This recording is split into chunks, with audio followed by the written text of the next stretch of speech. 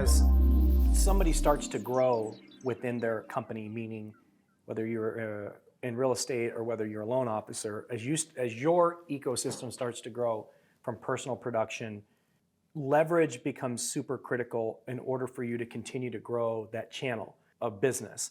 Because if we're constantly being bogged down by the weeds and always paying attention to so many things when it was our own business like we would do on each individual file, you simply can't have that level of detail and grow at the same time, because there comes a point to where the only thing you should be doing is being the rainmaker, and that is going to get more business.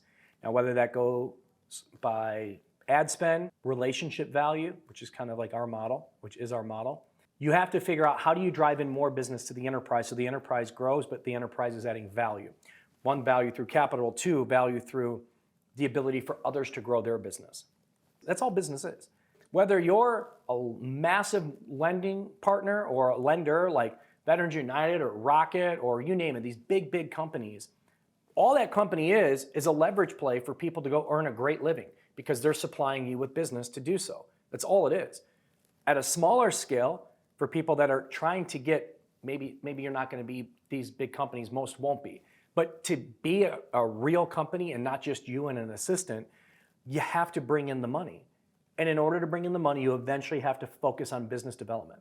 And again, that can be through lead spend, that can be through relationship, but then the hard work is setting up the operational structure to where you trust the process. The problem with most business owners is they don't trust their own process.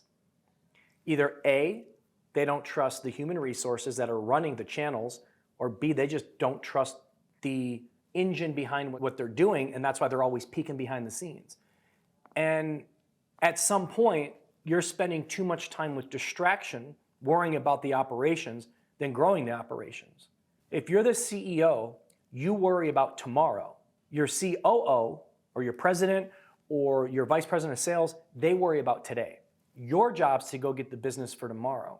Now that sounds easier said than done, because we all wear, no matter what business owner you talk to, from Elon Musk into the normal guy right now that's trying to build a business, they'll all tell you, you start by wearing a lot of hats, but you grow as you release those hats. For every hat that you get rid of, that frees up more time to grow the business. So one hat would be someone else is in charge of sales. Someone else is in charge of product. Someone else is in charge of marketing. Someone else is in charge of human resources. Someone else is in charge of onboarding and training.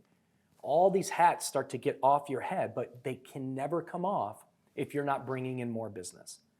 So the responsibility of the owner is to make sure that as they're building these departments, as they're building the channels that are managing the business, like for us, we have channels. We have a marketing department, a processing department, a financing department, but we didn't have that 8 years ago. We had me and buyer's agents, and we were doing a lot, like I was doing a lot of the work. But as we've grown and we've brought in more business, what I've realized is my main value prop to our company is going to get more business. So therefore, I can't be the finance guy, I can't be the marketing guy, I can't fix tech issues. And you slowly start to put people in charge of that. And then once you put people in charge of channels, you start to see that there's more channels because there's more business. Or you got to add more people in these channels, in these departments. But the human resource factor of having the right people is so important. And you're going to burn through people who you think is right may not be, and a lot of times aren't. And who you start with isn't going to be who you end with. We have to understand one important factor as a leader. Business is business, period, end of story. It's not a matter of like legacy people getting this special treatment. Here's the vision, you're either in or you're out. And the more that you lead by example with that this is the vision, this is what we're doing, you're either in or you're out, you'll find that most people will come with you, especially the ones that see the value in your leadership. And the ones that don't and the ones that bitch and complain about it are the ones that you should have cut bait with a long time ago anyway. So just remember, leverage is everything, but you got to grow the business through getting out there as the owner and thinking about tomorrow and where to get the business to bring it in so the business can grow. Because eventually you'll get to a point of limitation where you can only do so much. And a lot of you listening to this are probably already there. So that's my advice.